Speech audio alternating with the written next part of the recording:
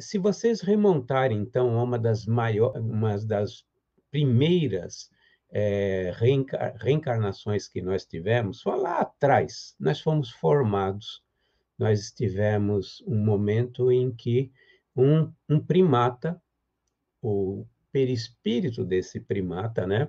O campo morfológico que dava forma a esse primata, recebeu o princípio inteligente. E aí surgiu a classe hominal. Nós todos passamos por um instante desses.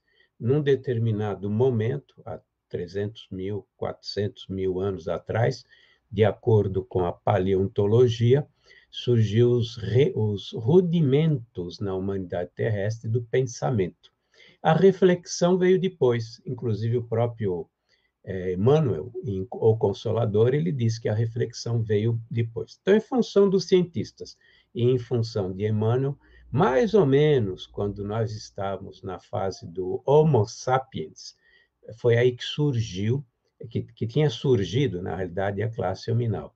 Eu não vou incluir os capelinos, tem muitos ainda aqui na Terra, mas não vou incluir os capelinos. Então, a maioria de nós acabou sendo formado nessa faixa de 300, 400 mil anos atrás. Toda a nossa herança veio de onde? Nossa herança veio dos animais, obviamente. Por isso que o André e o Emmanuel, eles comentam, nós passamos pelo reino mineral, vegetal e animal, depois foi formada a classe hominal. Por quê? Porque todos os campos morfológicos que formam as plantas, todos os campos morfológicos que formam os animais, todos os elementos químicos que formam os minerais, estão na gente, né? Isso foi sendo desenvolvido, o primata colheu tudo isso e, no instante, foi colocado o princípio inteligente nele, né? Ao receber o princípio inteligente, formada a classe hominal, nós tínhamos que tipo de acervo à nossa volta? Nós tínhamos nossos instintos, né? O que deu sobrevivência aos animais, nós herdamos atavicamente, através da matéria, em nós mesmos. Isso fica registrado no campo morfológico, né? A memória onde se encontra no campo morfológico. Para nós homens, para nós seres humanos, é o perispírito, né? Então, o perispírito contém todas as informações e aquisições humanas. Nós éramos movidos por instintos. Nós éramos movidos por instintos. Então, não existe, na realidade, um erro, eu não diria um erro, mas não existe algo feio pelo fato de nós termos cometido erros no passado. Ao aprendizado se dá por erro e acertos e erros. E a gente vai corrigindo os erros, né? Ninguém nasce sabendo, não é uma expressão popular? Quando nós fomos formados, nós recebemos as leis divinas, mas nosso grau de conhecimento era praticamente nulo. O que nós tínhamos realmente de elementos para nos movimentar? Nós tínhamos nossos instintos e esses princípios, que são as leis divinas, que estão depositadas em nossa consciência. Então, errar é humano. Errar faz parte do processo de aprendizado. Tem um outro ditado popular que diz o seguinte: só erra quem faz. E por que erra quem faz? Porque muitas vezes nós fazemos aquilo que nós estamos tentando pela primeira vez. E aquilo que nós estamos tentando pela primeira vez, muitas vezes, nós estamos tateando para ver se a gente consegue acertar ou não acertar, e assim por diante. Obviamente que existe a questão do livre-arbítrio. Estariam se perguntando, né? Mas tem pessoas que parece que agem de forma maldosa, e tem pessoas que fazem erros, cometem erros, desacertos, mas não é maldoso, é como se fosse sem querer. Por quê? Porque nós realmente temos o quê? Temos o nosso livre-arbítrio, e sempre tivemos esse livre-arbítrio.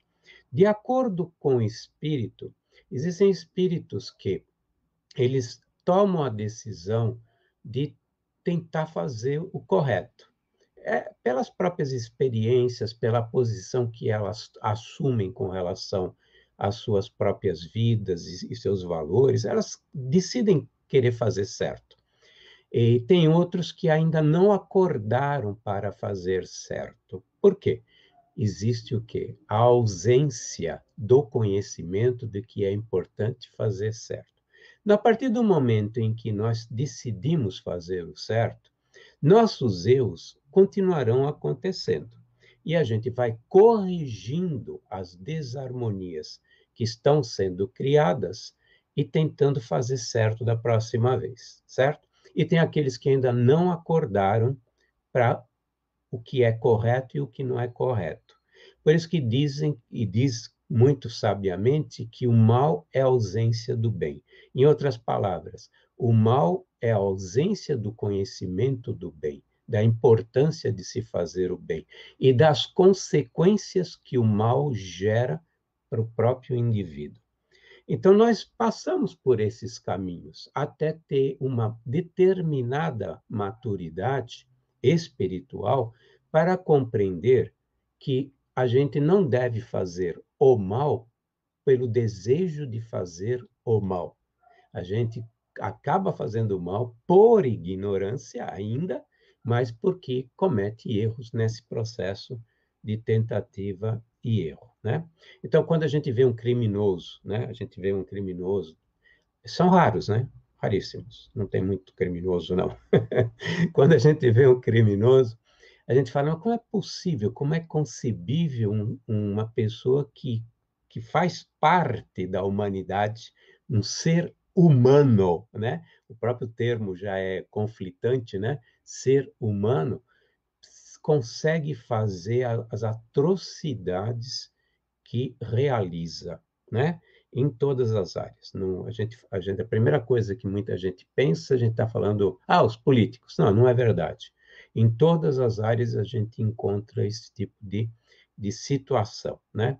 É porque, na realidade, ainda não acordou, não criou a importância do acerto, ainda não caiu a ficha sobre a lei da causa e efeito. Começa por aí. Tem um determinado momento, que é o momento de transição, quando nós estamos passando desse estado animalesco, né, para um estado mais humano, né, que cai a ficha e a gente começa a perceber das consequências. No instante zero que isso começa a acontecer, eu tenho, na realidade, apenas um desejo: cessar a minha dor. Eu comecei a compreender a lei da causa e efeito. Meti a mão no fogo, me queimou, eu aprendi. Não vou colocar mais a mão no fogo. Por quê? Porque doeu um bocado. Isso acontece conosco nos erros.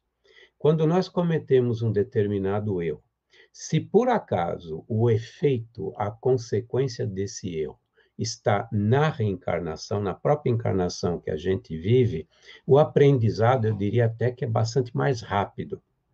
Por quê?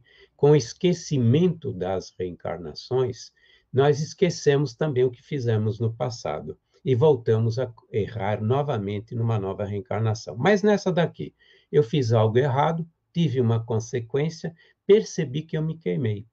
Eu tive uma consequência muito feia. Quem sofreu no frigir dos ovos? No final fui eu. Eu posso até não estar preocupado com o sofrimento do outro, mas eu sofri. Então eu aprendi a não colocar mais a mão no fogo. Eu aprendi a não cometer determinados erros, porque isso dói pra caramba para mim, né? E assim começa o processo de aprendizado de a gente procurar fazer o bem, mesmo que seja compulsório. Vocês vão dizer, mas as leis divinas estão no nosso consciente, né? Por que cargas d'água nós não temos, então, um agir correto desde o princípio dos tempos, quando foram depositadas, quando nós fomos criados como seres humanos, né? Classe hominal. Porque as leis estão na nossa consciência, mas existe um despertar dessas consciências. Por exemplo, hoje, se você dissesse, eu tenho plena consciência de todas as leis divinas que estão depositadas em mim, eu diria que a gente daria decoradamente as 10 leis que estão, inclusive, no Pentateuco, que o Kardec colocou. Ou alguém que não siga o Espiritismo citaria as 10 leis divinas, que são os 10 mandamentos, que é a base, né? Que é a nossa base de qualquer forma, mesmo considerando as 10 leis de Kardec. Kardec registrou, classificou como as leis divinas. A gente compreende cada uma delas? Será que a gente realmente compreende cada uma delas? Tem uma delas que é a principal, que a gente já não compreende direito. Amar, a lei do amor, né? O que é realmente amar o próximo? Será que nós entendemos o que é o amar? Eu tenho dúvidas que a gente tem o correto entendimento do que é amar. Tanto que nós classificamos o amor em várias categorias: amor com paixão, amor filial, amor fraternal, amor de filho, amor de pai, amor entre um homem e uma mulher, e assim por diante. Amor não é uma coisa que possa ser dividida, segmentada, né? Tanto nós temos dificuldade para entender o que é o amor, que Jesus teve que explicar, está lá em Mateus, né? Mateus, inclusive, é uma resposta que foi dada a um doutor da lei, se não me falha a memória, no capítulo 7, em que perguntou sobre como faço, né, para amar. Ele responde: fazei aos outros o que gostarias que vos fizessem. Ele não deu uma lição de sentimento, assim, no sentido de explicar. Amar é algo que brota do teu coração com determinado sentimento, com uma determinada forma, é a maneira como você se relaciona fluidicamente com os outros e assim por diante. É até difícil eu tentar dar um exemplo nesse sentido, porque nós aprendemos o quê? Amar é fazer aos outros o que gostarias que vos fizessem. Isso é ação, isso é um comportamento, isso é uma atitude. Se eu tiver essas atitudes e eu tiver esse amor, essas atitudes, eu estou amando de acordo com o que Jesus disse que era amar o próximo. Da mesma forma que eu estarei me amando se eu tiver atitudes que sejam boas para mim, dentro do conceito da lei da causa e efeito, né? Me amar me dando um carro, me amar me dando uma viagem, pode ser algo prazeroso, mas ele não estava querendo falar sobre isso, né? Ele estava dizendo aquilo que realmente tem valor para nós e que no futuro vai representar algo muito bom, como, por exemplo, entrar no mundo nessa transição, no mundo de regeneração, como, por exemplo, evoluir ao estágio de poder entrar nos mundos superiores e compreender e ver a Deus, né? Chegar a um estágio de angelitude, como se encontra Jesus, como se encontra bilhões de espíritos, são infinitos de espíritos nessa criação infinita de Deus, né? Então, ele deu, na realidade, uma forma de a gente saber como deve agir. Se a gente age dessa forma, a gente está amando. Mas amor não é isso. Amor deve ser algo muito maior do que isso, né? Nós não temos nem ideia de podermos compreender o que Jesus, como Jesus nos ama, como Jesus realmente nos ama, né? Então, voltando, nesse processo todo, a gente vai despertando para esses conhecimentos que estão contidos nas leis de Deus a partir do momento que a gente começa o nosso processo de evolução.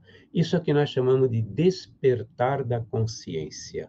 À medida que eu desperto para valores mais nobres, para atitudes mais nobres, eu tenho, na realidade, um acesso e uma compreensão muito melhor das leis de Deus, né? Então, não é um problema, não é feio ter iniciado como um ser praticamente um animal, uma besta, né? Um animal selvagem, movido pelos instintos, e se vocês olharem a base do instinto está no quê? Orgulho e egoísmo, né? Que são os maiores defeitos, de acordo com o que a gente aprende na doutrina, e todos os demais defeitos são oriundos desses dois problemas. Você gostou? Deixe seu like, inscreva-se no canal, acione o sininho.